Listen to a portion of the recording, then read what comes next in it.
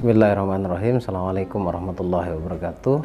Bismillahirrahmanirrahim. Wassalatu wassalamu ala rasulillah. La hawla wa la quwwata illa billah. Asyhadu an la ilaha illallah wa asyhadu anna muhammadan abduhu wa rasuluhu khadiluhu wa la nabiyya ba'da. Allahumma sholli ala sayyidina Muhammad wa ala ali sayyidina Muhammad. Selamat malam teman-teman, jumpa lagi bersama saya di sini Bagus Baraja di channel Gus Baraja. Kita update, kita sharing lagi. Di video kali ini saya akan bahas tentang ilmu kaya. To the point aja kita ya. Ada beberapa hal yang harus kamu perhatikan dan harus kamu praktekkan, diistiqomahkan atau diulang-ulang. Namun sebelum kita bahas lebih lanjut, lebih luas, lebih panjang kali lebar tentang keilmuannya, saya ingin informasikan ke kamu semuanya, minggu depan tepatnya di hari Jumat saya adakan seminar luka batin lagi, terapi luka batin lagi, karena realitanya setelah terapi luka batin banyak orang yang mendapatkan keajaiban ya. Segera daftarkan diri kamu untuk hari Jumat depan. Pendaftarannya silakan langsung hubungi nomor telepon atau nomor WA-nya Mas Roni. Infaknya sebahagianya ya, sebahagianya, seikhlasnya. Itu yang pertama secara online. Kemudian yang kedua, yang offline saya adakan di Yogyakarta di Kaliurang dengan konsep bootcamp, Spiritual Abundance Bootcamp. Tanggal 16, 17, 18 Juni kita akan totalitas program di sana. Kita akan terapi semampu dan sebisanya untuk menggeser mental block serta mengobati luka batin dulu. Setelah itu akan diprogram dengan program keberlimpahan magnet uang, magnet cinta. Ya, kita akan bahas semua keilmuannya di Yogyakarta di Kaliurang. Segera daftarkan diri kamu. Untuk pendaftarannya langsung hubungi WA-nya Mas Roni. Dan juga ada bonus bimbingan secara online selama 10 hari setelah acara nanti di Jogja ya. Itu bonus dari saya. Secara online kita akan pantau, kita akan bantu dan tetap dipandu selama 10 hari untuk meraih keberlimpahan. Kemudian untuk yang kelas-kelas online, kelas 1 tahun dan kelas 6 bulan juga sudah saya buka. Segera daftarkan diri kamu, dan untuk pendaftarannya semuanya langsung hubungi nomor WA-nya Mas Roni. Nanti akan dijelaskan oleh Mas Roni di sana. Baik, kita akan bahas tentang ilmu kaya itu sebenarnya bagaimana sih? Apakah langsung ujuk-ujuk belajar ilmunya langsung prakteknya ya, langsung dipraktekkan? Apakah langsung setelah praktek langsung akan dapat keajaiban? Konsepnya nggak gitu, brother, sister. Konsepnya nggak seperti itu. Ya, sebenarnya ada tahapan-tahapan yang harus dilakukan. Ya, saya ingin tekankan di sini, beberapa hari atau beberapa kali saya buat video, dan kedepannya yang akan saya tekankan adalah istiqomah, yaitu mengulang-ulang setiap aktivitas yang baik untuk meraih keajaiban yang baik pula. Diulang-ulang, konsisten. Kalau nggak diulang-ulang, batal, ngulangin lagi ya. Ngomong-ngomong tentang ilmu kaya, sebenarnya ada basic yang harus dilakukan, diikhtiarkan.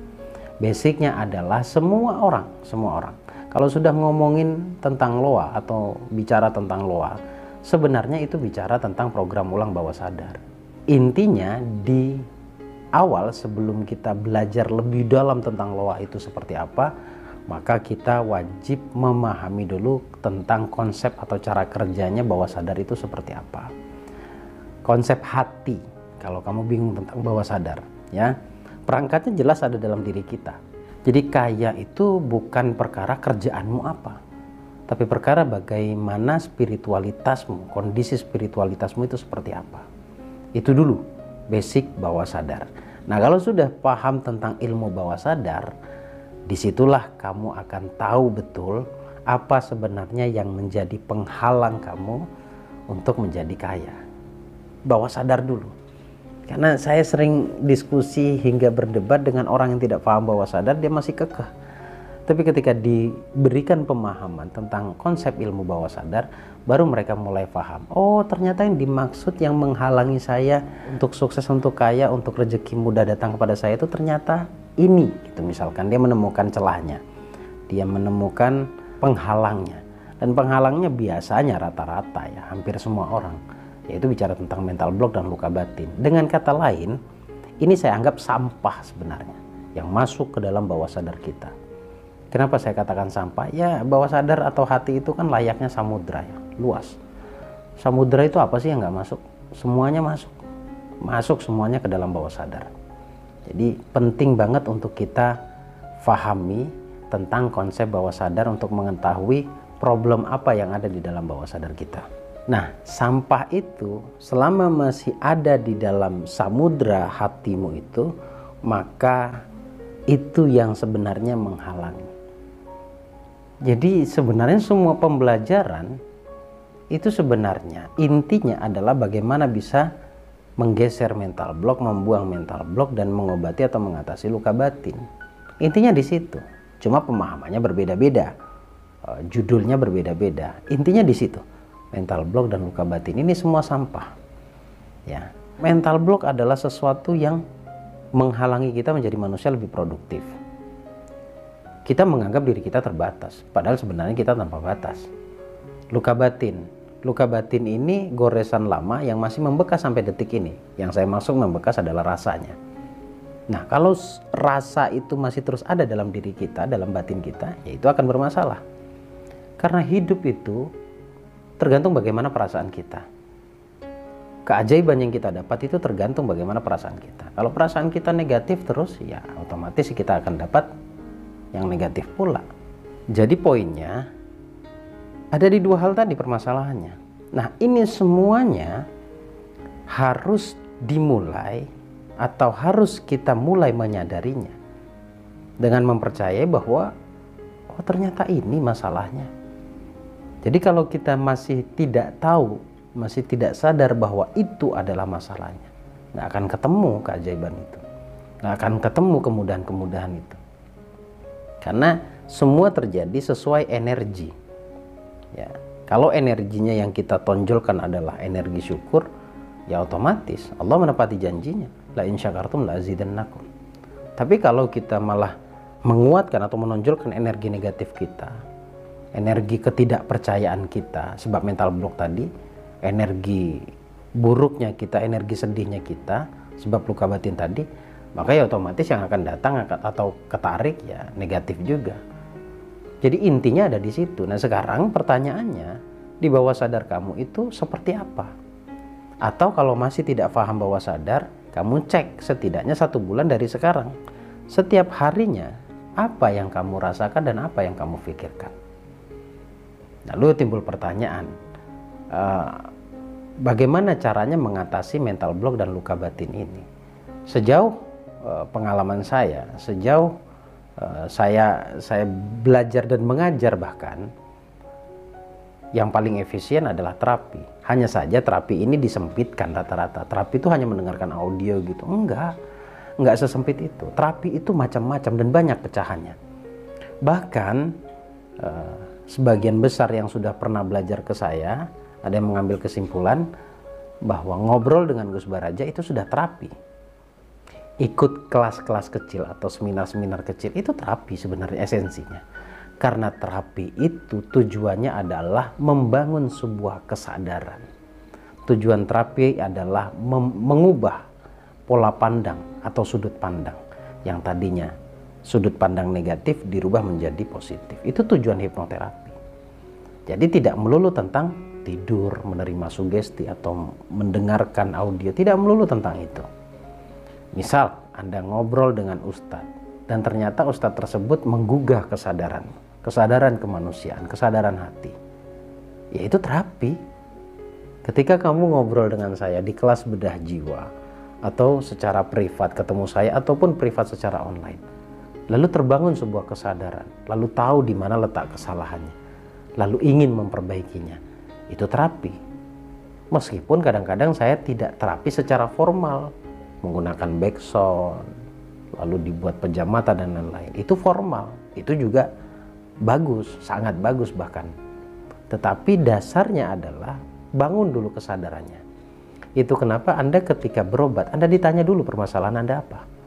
Anda sakit gigi, datang ke dokter. Kalau tidak dalam kondisi bengkak, kan dokter akan tanya keluhannya apa. Nah, di situ dijelaskan, oh ini yang boleh dikonsumsi, ini yang tidak boleh.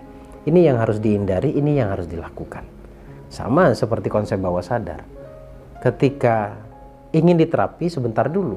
Permasalahanmu apa? Kendalamu apa? Nah, setelah tahu permasalahannya, dibangun dulu sebuah kesadaran. Di dalam imajinasinya atau di dalam hatinya.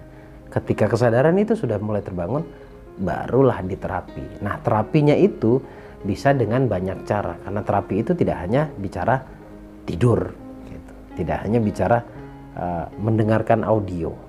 Seorang praktisi itu paham kapan dia harus masuk ke dalam bawah sadar kliennya.